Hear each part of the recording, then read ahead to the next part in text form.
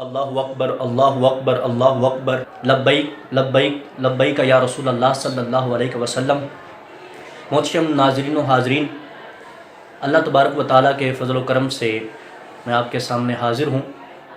جب سے تاریخ انسانی کا آغاز ہوا ہے، دو قوتیں ہمیشہ مد مقابل رہی ہیں، ایک حق کی اور دوسری باطل کی، اور اللہ کے فضل و کرم سے ہمیشہ حق ہی کی جیت ہوئی ہے۔ آپ تاریخ کا مطالعہ کریں تو آپ کو نظر آئے گا کہ حق کے مقابلے میں باطل کی صفوں میں آنے والے اللہ تبارک و تعالیٰ نے ایسا حالات کو پلٹا کہ وہی حق کی صداقت کو بلند کرنے کے لیے حق کی طرف مائل ہوئے، اور پھر انہوں نے جتنی اسلام کے خلاف کوششیں کی تھیں، اسلام کی خدمات میں اس سے بڑھ کر کوششیں کی۔ اسی سلسلے میں میں آپ کے سامنے حاضر ہوا ہوں۔ اس وقت ہمارے پاس تشریف فرما ہیں جناب قاری محمد حمزہ صاحب۔ یہ پہلے مسلک وہابیت پر تھے، اللہ تبارک و تعالیٰ کے فضل و کرم سے انہوں نے مسلک حق اہل سنت والجماعت کو قبول کیا، اور اللہ تعالیٰ سے دعا ہے کہ اللہ تعالیٰ ان کو استقامت عطا فرمائے۔ ان سے چند مختصر سے حالات پوچھیں گے اور چند مختصر سے سوالات کریں گے تاکہ لوگوں تک حقانیت اہل سنت پہنچے اور احقاق حق اور ابطال باطل بالکل واضح ہو کر سامنے آئے۔ جناب محمد قاری حمزہ صاحب، میں آپ سے پس منظر کے بارے میں پوچھنا چاہتا ہوں مسلک حق اہل سنت کو قبول کرنے سے پہلے۔ جی، سب سے پہلے تو یہ عرض کروں گا کہ ہمارے خاندان میں کیونکہ جو ننیال وغیرہ خاندان ننیال والا، تو اس میں تمام ان کے جید علماء ہیں وہابیت میں، تو جس میں سرفہرست سب سے پہلے میرے نانا جی حافظ محمد ابراہیم حافظ آبادی، جو کہ جامعہ اسلامیہ نیائی چوک میں شیخ الحدیث ہیں، اور اس کے بعد میرے ماموں جان مولانا عبدالستار انجم صاحب، وہ شیخ پورہ میں مرکزی جمعیت اہل حدیث کے وہ امیر ہیں، اور خالہ زاد بھائی میرے قاری سمیع اللہ ساجد صاحب، وہ پورے پاکستان کے چیئرمین ہیں ان کے مرکزی جمعیت اہل حدیث کے، اور اس کے علاوہ میں خود بھی اپنے علاقے گجرانوالہ کا ناظم اعلیٰ ہوں۔ آپ نے درسیات کہاں سے پڑھے ان کے یہاں؟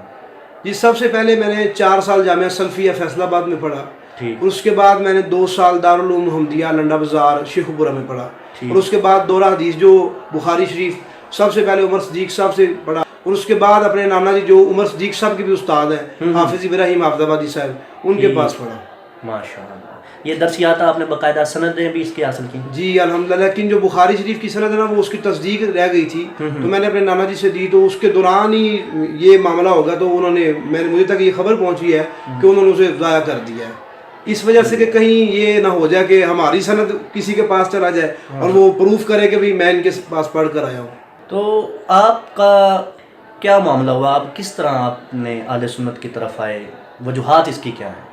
اس سب سے پہلے پچھلے سال ربیع الاول شریف میں جمعہ شریف کے خطبہ میں نے یہ بات کہی کہ اللہ تعالیٰ نے قرآن مجید میں فرمایا بسم اللہ الرحمن الرحیم فلا وربک لا یؤمنون حتی یحکموک، فرمایا محبوب ہمیں آپ کے رب کی قسم ہے، اتنی دیر تک کوئی ایمان والا نہیں ہو سکتا جب تک وہ ہر مسئلے میں آپ کو اپنا حاکم تسلیم نہ کرے۔ بے شک۔ تو اس کی جو تفصیل ہے اس کے اندر حدیث بخاری شریف کی بھی حدیث ہے، نبی کریم علیہ الصلوۃ والسلام نے فرمایا اللہ تعالیٰ نے کوئی نبی ایسا زمین پر نہیں بھیجا جس کے 2 وزیر نہ ہوں، 2 وزیر زمین پر ہوتے ہیں، 2 وزیر آسمان پر ہوتے ہیں، اور فرمایا میرے 2 وزیر زمین پر ان کا نام صدیق و فاروق ہے، اور آسمان پر حضرت جبرائیل و میکائیل، اور فرمایا کہ یہ میرے وزیر ہیں۔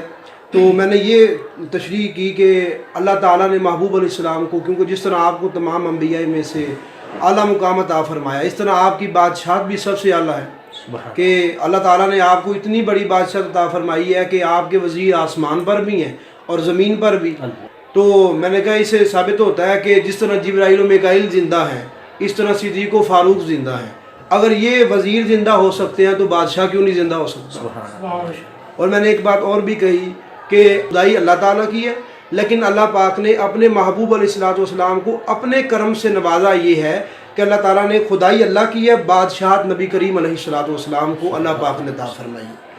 تو اسی وجہ سے کاموں کی میں جو پڑھاتا تھا، وہ اسی وجہ سے مسجد میں، کیونکہ وہ کچھ احباب ایسے تھے جو مدرسے میں پڑھے ہوئے تھے، تو انہوں نے بحث طویل کی، اور یہ بھی کہا کہ آپ نے جو یہ مسئلہ بیان کیا یہ بریلویوں والا ہے، اور انہوں نے میرے نانا جی حافظ ابراہیم صاحب کے پاس آ کر شکایت کی، کوئی آپ کے نواسہ ہے تو اس نے یہ بات کی ہے. تو میں نے ان سے کہا بھی حدیث شریف میں یہ بات آتی ہے، تو آپ مجھے اس سے کیوں روک رہے ہیں؟ ہم خود کو اہل حدیث کہلاتے ہیں، تو اگر ہم حدیث کو نہ مانیں تو پھر فائدہ کیا اہل حدیث ہونے کا؟ تو انہوں نے کہا بھی یہ حدیث بیان نہیں کرنی چاہیے. اچھا. میں نے کہا وہ کیوں؟ حالانکہ سند کے لحاظ سے بھی ٹھیک ہے، اور امام بخاری جس پر آپ کا اتنا ایمان ہے کہ آپ کہتے ہیں کہ ان کے علاوہ کوئی حدیث بیان کرے وہ ہمارے نزدیک قابل قبول ہی نہیں ہے. بالکل.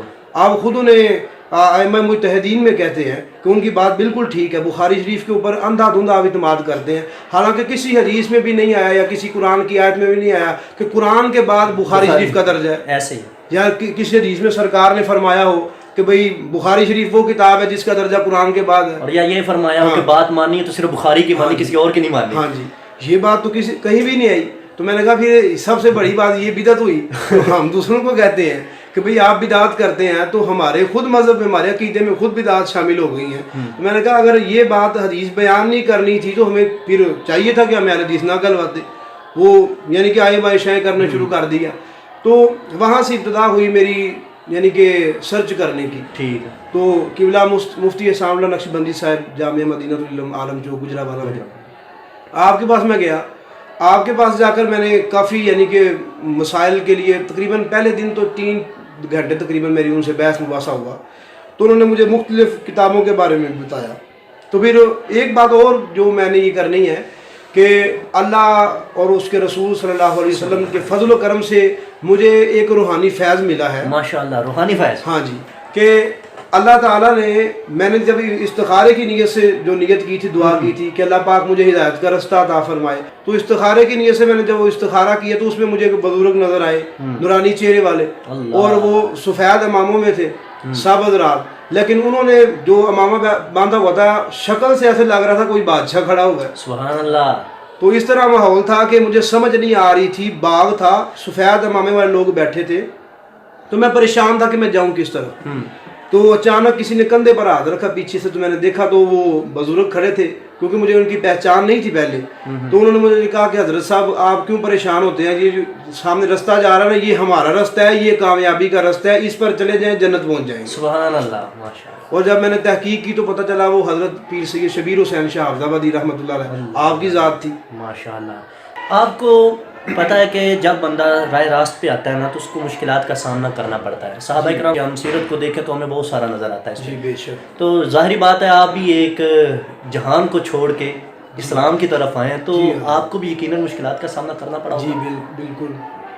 سب سے پہلے یہ ہوا کہ گھر والوں نے، یعنی کہ والدہ میری اور والد صاحب، تو وہ پہلے سنی ہے والد صاحب، تو والدہ کی طرف سے کچھ ہوا کہ وہ بھی ہمارے خاندان والے کیا کہیں گے، حالانکہ وہ بھی پڑھی لکھی ہیں، کوئی بالکل تو نینا ہے.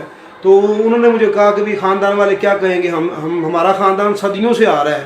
انہیں تو نہیں پتا تھا کہ یہ صدیوں سے نہیں آ رہا، یعنی کہ انہوں نے کہا جب سے ہم نے سنا دیکھا ہے یہی سب اہل حدیث ہیں، وہابی ہیں، تو بھائی یہ عقیدہ تم کس طرح اپناؤ گے، تو اور خاندان والے میں کیا کہیں گے. لیکن وہ 1 مہینے تک تھا، الحمدللہ میں نے انہیں قائل کر لی ہے، وہ ٹھیک ہو چکے ہیں گھر والے. اس کے بعد جو ننیال والے وغیرہ ہیں ان میں سے، اور قریب 2 مہینے پہلے میرا جو یہ ٹخنا توڑ دیا تھا، اس وجہ سے کہ میں نے یہ مسلک اہل سنت کو قبول کیوں کیا ہے. اچھا، آپ پر باقاعدہ حملہ ہوا ہے؟ جی بالکل.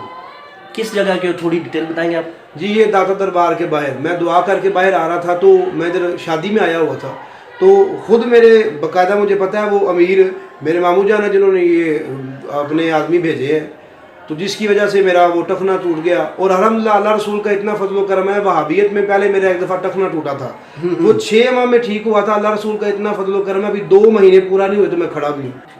تو قبلہ مفکر اسلام کنز العلماء ڈاکٹر محمد اشرف آصف جلالی دامت برکاتہ العالیہ، عقیدہ توحید سیمینار، جی یہ قبلہ کے ماشاءاللہ بہت ہی مشہور پروگرام ہے، اور ان میں بہت سارے لوگ راہ راست پر آئے. ان کے بارے میں آپ کیا کہتے ہیں؟ آپ نے قبلہ کے دلائل سنے، اس کے بارے میں آپ کیا روشنی ڈالیں گے؟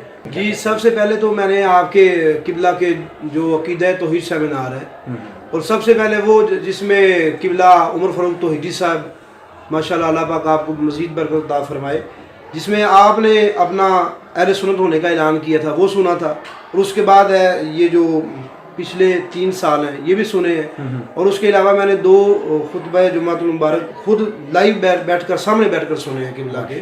اور اس کے علاوہ بھی کافی گفتگو آپ نے سنی ہے، اور جو آپ کے رسائل ہیں پچھلے جو گزر چکے ہیں ان کے سیمینار کے، وہ بھی سنے ہیں، میں نے پڑھے ہیں میں نے، تو الحمدللہ ان سے بھی کافی فیض حاصل ہوا ہے۔ اس کے علاوہ تحقیق کے میدان میں حضور تاج الشریعہ رحمہ اللہ آپ کے بعد اگر کسی نے مضبوط طریقے سے علمی لحاظ سے اہل سنت کو اگر کسی نے ڈھانپا ہے اور سہارا دیا ہے تو وہ میں نے ڈاکٹر صاحب سے دیکھا ہے، یعنی کہ آپ نے وہ بات دیکھی ہے۔ اور سب سے بڑی بات جو میں کہنا چاہتا ہوں وہ یہ ہے کہ وہ تعریف وہ ہوتی ہے جو دشمن کرے۔ بے شک، تو میں نے یہ سر چڑھ کر بولے تعریف وہ جو دشمن کرے۔ ہاں جی، بے شک بے شک۔ وہ میں نے جامعہ مدینہ العلم میں یہ بات دیکھی جب استاد گرامی مفتی ساملہ نقشبندی صاحب ماشاءاللہ اللہ آپ کو مزید برکت دے، آپ بخاری شریف کا درس ارشاد فرماتے ہیں، تو مجھ سے کہنے لگے بھی حضرت صاحب آپ نے دورہ حدیث کیا ہوا ہے؟ میں نے کہا جی الحمدللہ 2 دفعہ کیا ہوا ہے۔ تو مجھے فرمانے لگے آپ عبارت پڑھ کے میں سنائیں، تو میں نے پڑھا تو کہنے لگے آپ نے ویسے دورہ حدیث کیا ہوا ہے؟ میں نے کہا جی الحمدللہ 2 دفعہ کی ہے۔ تو کہنے لگے آپ عبارت پڑھتے تو ہیں لیکن اس میں غلطیاں بہت زیادہ ہیں۔ تو میں نے کہا بات یہ ہے کہ مجھے اس بات پر وہاں پر سند دی گئی تھی اس جامعہ میں سے وہابیت میں کہ بھئی سب سے اچھی سند پڑھنے والا یہ بچہ ہے، سب سے اچھی عبارت پڑھنے والا، جی سب سے اچھی عبارت پڑھنے والا۔ تو میں نے دیکھا جب انہوں نے کہا ہمارے طالب علم کو دیکھیں کہ وہ کس طرح پڑھتا ہے، جب میں نے اس طالب علم کی منہ سے عبارت پڑھنی جو اس نے شروع کی میں نے سنی، تو خدا کی قسم میں نے جتنی عبارت وہ اچھی پڑھ لیتا ہے ہمارے اساتذہ بھی نہیں پڑھ سکتے۔ اللہ اللہ اللہ۔ اور خود کو اہل حدیث دعویٰ یہ ہے، یعنی خود کو یہ کہتے ہیں کہ علم کے سمندر پہاڑ ہم ہی ہیں، اور عبارت کا یہ عالم کے بقول آپ کے اساتذہ کو بھی ویسی عبارت نہیں آتی جیسی عبارت اہل سنہ والجماعت کے طلباء پڑھتے ہیں۔ جی ماشاءاللہ ماشاءاللہ۔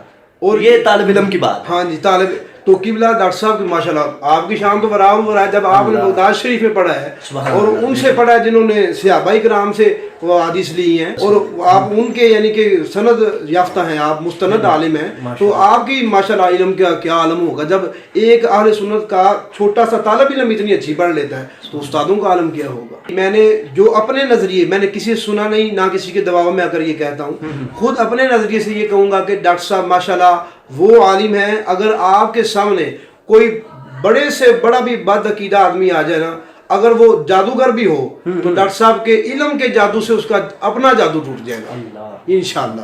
اللہ کے فضل و کرم سے حضور علیہ الصلوۃ والسلام کی نگاہ کرم سے یہ ملا ہے آپ کو کہ ماشاءاللہ آپ نے اتنا کام کر رہے ہیں، میں دیکھ رہا ہوں ابھی میں نے جامعہ دیکھا ہے ماشاءاللہ، اور بغیر کسی ڈالر کسی ریال کے، بے شک ماشاءاللہ باہر سے کوئی امداد نہیں آتی، تو آپ نے خود پاکستان میں خود کو اس طرح مستحکم کیا کہ آپ نے اتنے کم عرصے میں اور اتنا 24 گھنٹے میں آرام بھی نہیں کرتے، اور آپ اس طرح ماشاءاللہ سرکار کے دین کو پھیلا رہے ہیں ماشاءاللہ، اور امید کرتا ہوں انشاءاللہ مزید بھی آپ اس طرح کرتے رہیں گے، اللہ آپ کو مزید برکت عطا فرمائے، آمین بجاہ نبی الامین۔ ناظرین سنا آپ نے، یہ اللہ تبارک و تعالیٰ کی خاص قبلہ مفکر اسلام کنز العلماء ڈاکٹر محمد اشرف آصف جلالی صاحب پر نگاہ کرم ہے کہ اللہ تعالیٰ نے اتنی کوالٹیوں سے اور اتنی خصوصیات سے نوازا ہے۔ اس وقت آپ نے گفتگو سنی حضرت علامہ مولانا محمد حمزہ قاری صاحب کی، اور آپ دیکھ لیں کہ اللہ تبارک و تعالیٰ حق کو خود بلند فرماتا ہے، اور یہ ہمارے لیے قابل فخر بات ہے کہ ایک ہوتا ہے عام بندہ، جاہل بندہ جس نے درسیات اور دین کو زیادہ نہیں پڑھا ہوتا، اور ایک ہوتا ہے کہ جس نے پڑھا ہو پھر 2 مرتبہ دورہ کیا ہو، تو دیکھ لیں ان کا دورہ چھٹ گیا اور اللہ تبارک و تعالیٰ نے ان کو سرکار صلی اللہ علیہ وسلم کی غلامی کا دورہ عطا فرما دیا ہے۔ میں اللہ تبارک و تعالیٰ سے دعا کرتا ہوں کہ اپنی مزید رحمت کے صدقے حضور مفکر اسلام کنز العلماء ڈاکٹر محمد اشرف آصف جلالی کو مزید ترقی عطا فرمائے، اور آپ کے علم میں، حلم میں، کاروبار میں، مال میں، جان میں، عزت میں، آبرو میں خیر برکت کا نزول فرمائے، اور علامہ صاحب کو مسلک حقہ اہل سنہ والجماعت پر استقامت عطا فرمائے۔